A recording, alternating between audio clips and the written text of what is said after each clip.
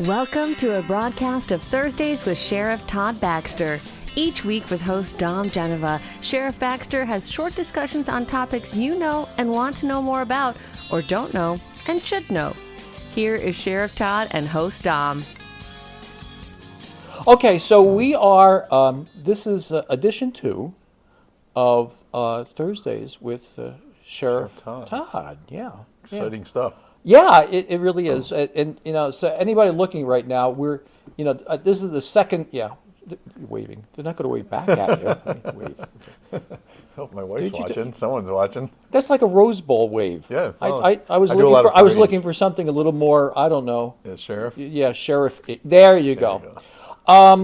So, everybody looking at this, you have to, give us a little bit of credit. This is a work in progress. We don't have a logo yet. We don't have a theme song. We got a new backdrop, though. We got a new backdrop.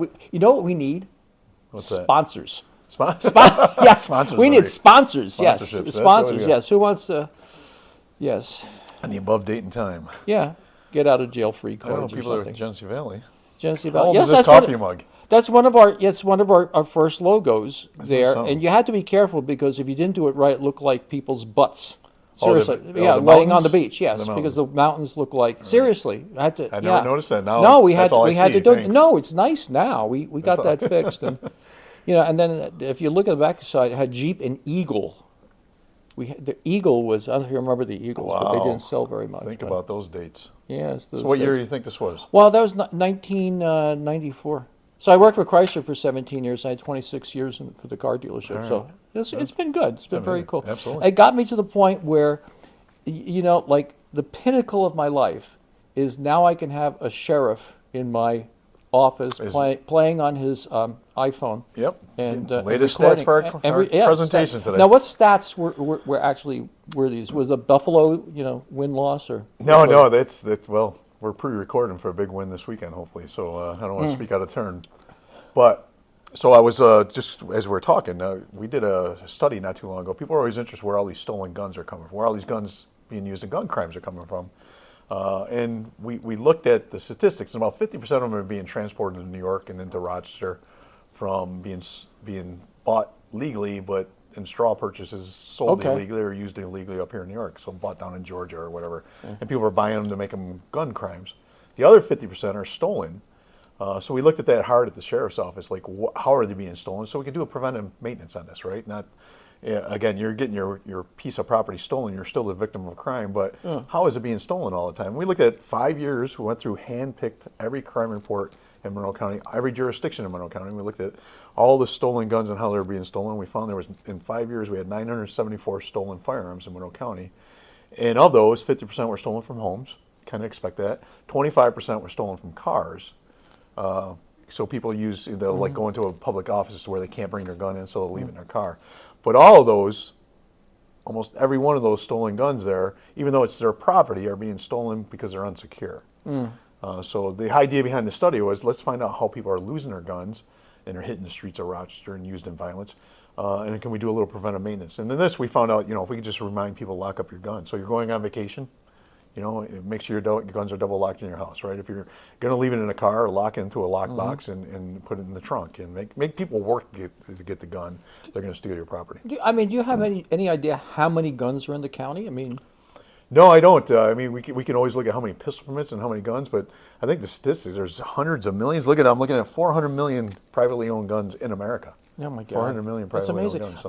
Now, are people going to Florida getting a gun? Because it's very easy to get a gun in Florida. Are they going to Florida getting a gun and then just not giving a good hoot and just bringing the gun back here and having a gun? So is that happening a lot? Or? If it's a handgun, even if you bought it in another state, you still got to put it on a New York State pistol permit, right? So if it's a pistol, but if you're going down there and buying a legal firearm like a shotgun and bringing it up, that's very easy to do. But we're finding that I call them crime guns, right? Because we're not talking about legal gun owners. I'm a big fan of the Second Amendment. We're talking about illegal use of guns. And what we're finding is the guns that are used in crimes in Rochester and Monroe County, about half of them are being bought legally in one of these other states where it's easy to get a gun, but illegally transported and sold into Rochester, sold in Monroe County, sold in New York State. So they're being bought for a nefarious reason. by people that are just straw purchasing these things that turn into gun crimes. But again, our study, we call it the Perkins Report. It's fascinating. We actually got the Perkins Report. This is the deputy that did this research for us. His name is Deputy Perkins, obviously, and we got that introduced into Congress. It's actually been part of testimony. I went down to Congress and testified to this research we did about, leave the legal gun owners alone, but just let's do some education to remind you. Just like leaving your car running in front of a shopette and you're running in. It's dangerous, right? Turn off your car, lock it, and then run in the shopette. Don't leave it a running car. It turns into a dangerous instrument if someone jumps in and starts joyriding it, right? So that's kind of what we want to do, an education process with this data. Well, we didn't have as much of at least it feels like we didn't have as much of this problem 20 or 30 years ago.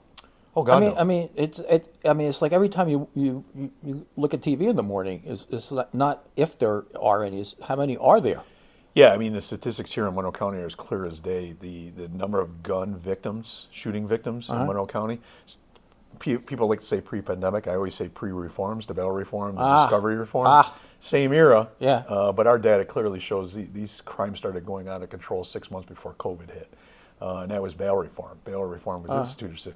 But with that, if you look at prior to the reforms and now, even though the numbers are going down, and thank God that's less victims, they're going down, but they're going down from record highs of our plateau. Oh, yeah. But if you look at the 9 years prior to 2019, 2020, they're still up almost 64%. So when you look at the record high, it's going down. But when you look at the 10-year average and the 6-year average since, they're still up 63%. That's 63% more shooting victims. Yeah, I get that. Statistics. I took a lot of statistics in college, and I got to tell you something. Well, it's down by 3%. Yeah, but that was a high. Yeah.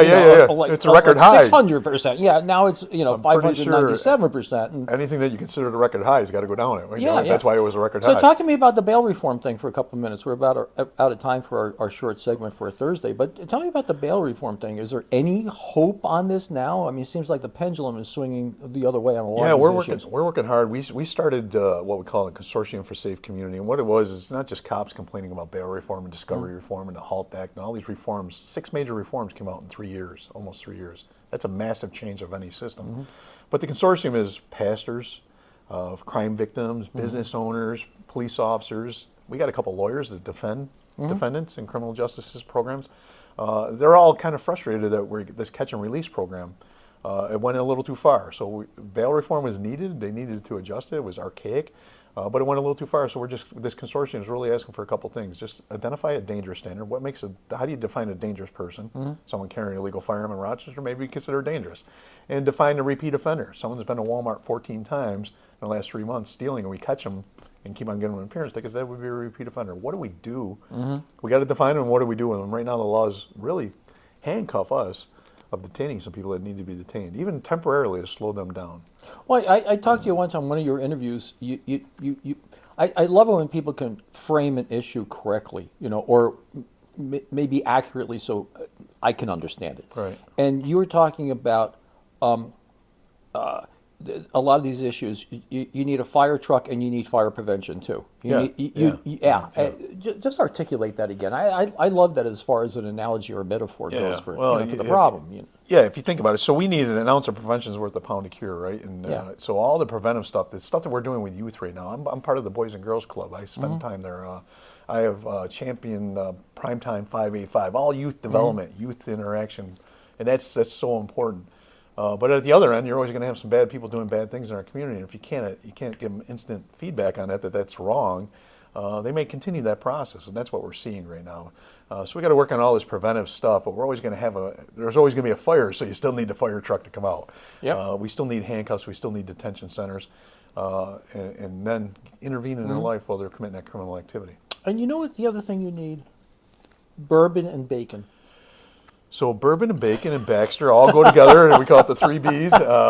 Ironically, next Monday. Oh, yeah, go ahead. We'll get this out, Yeah, so this is campaign year for the Monroe County Sheriff's race, and I plan on running again. And one of the things we do is fundraising, and I don't like that part by any means. So we made fundraising fun, F-U-N. Oh, yeah. And we go to our local #1 distillery in Monroe County, I think, of bourbon, Iron Smoke in Fairport, and we have bourbon, we have bacon appetizers, bacon food, and we also have Baxter. And I always say you only got to like so two out of the three. You don't have to like all three. So if you don't like Baxter, come out for the bourbon and bacon and have a good time. Yeah. What's a day like without bourbon, bacon, and Baxter? It all goes. It's just like the three perfect. B's. Yeah. What else can you ask for in B's. life? Kind of solidified. So with that, we're going to see if this audio took.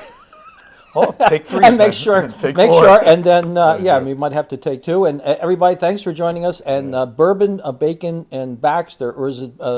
Well, is it actually bacon, Baxter, bourbon, and is Baxter first, and bacon, bourbon. It's It's also a tongue twister that we're. yeah, it's trying a to tongue confuse the twister. hell out And of where people. is it again? Iron Smoke in Fairport, New York. And what time? It's on Monday, right? Yeah, Monday the 13th. Monday the 13th. Yeah, Monday the Okay. 13th, so I'll be there. You guys be there too. thank you. Thanks for listening. Please like and share. We'll be making more.